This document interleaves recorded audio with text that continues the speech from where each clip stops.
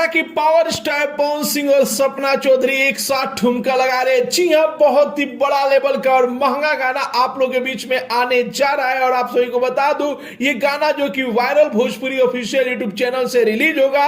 थोड़ा सा शूटिंग का क्लिप जो कि सोशल मीडिया पर वायरल हो रहा है, जैसा कि आप लोग स्टार्टिंग में देखें कि सपना चौधरी का और पावर स्टार पवन सिंह का नोक झोंक आप सभी को देखने को मिला। तो भोजपुरिया तड़का भी आप सभी को इस गाने में देखने को मिलेगा, क्योंकि पावर स्टार पवन सिंह जो कि सपना चौधरी के साथ जमकर ठुमका भी लगाए।